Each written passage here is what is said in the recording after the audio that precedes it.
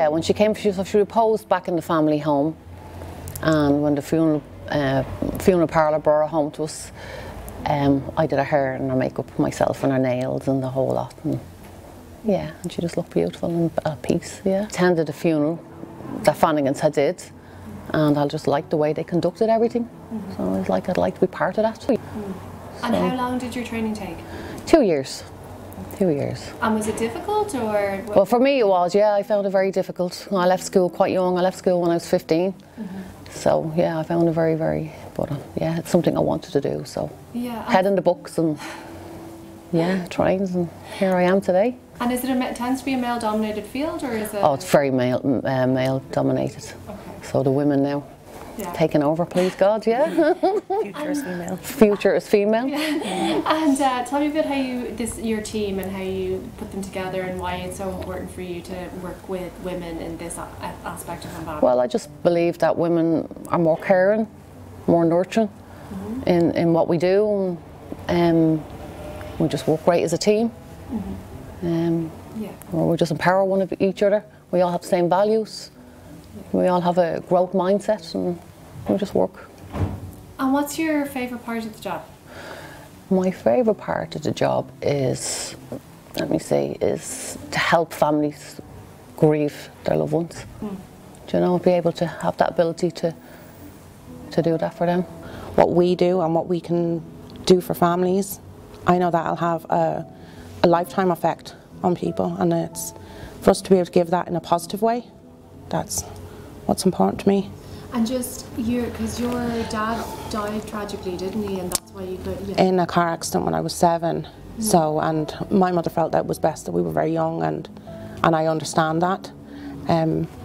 Whereas my grandfather, he died of cancer, and I was 12, and we were given the choice, which I really appreciate, if we wanted to see him or not, and I did, and I'm so glad I did.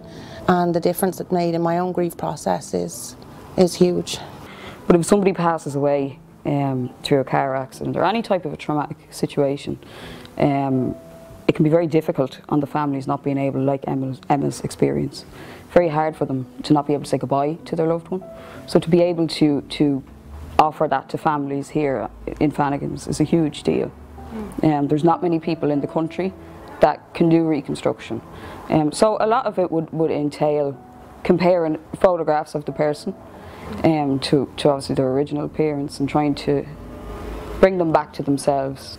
And is it rewarding work when you kind of see like that they are able to have like an open casket, and maybe the family didn't think that would have been an option? Yeah, it's hugely rewarding, and to be able to give that to families, to give them the chance to see their loved one, is it? Because a lot of these families may not have been able to identify their loved one when they passed away.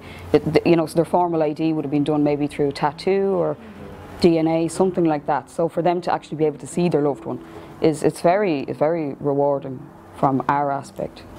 What drew you to the field of embalming? I remember seeing on the TV one day that Mary Castley was going to a crime scene, and she rocked up in a pair of fabulous heels, and I remember thinking, wow, she is bossing it. So then that kind of sparked my interest. I thought, oh, there is females in this industry. So as I grew up, I kind of started looking more into it, looking more into death care and different jobs within funeral care. And that's just how I started showing interest in embalming. And your favourite aspect of it is makeup, is that right? That's the bit I probably specialise in more. Not necessarily my favourite part, but like there's so much more. It's the closure for families, it's the way you aid in their grief process. That's huge. Yeah, the makeup bit is the bit I specialise in. That's the bit that, yes. Do you find it rewarding work, or? Oh God, yeah. You would be in the wrong job if you didn't love what you do and find it rewarding. I've seen the families that have been affected by closed coffins, by open coffins, and definitely an open coffin is the way to go. And I really do appreciate when people put in that work for families, and it's something that, yeah, I would be rewarded with the comfort and the closure that you can give to families. I think that's what we're here to do.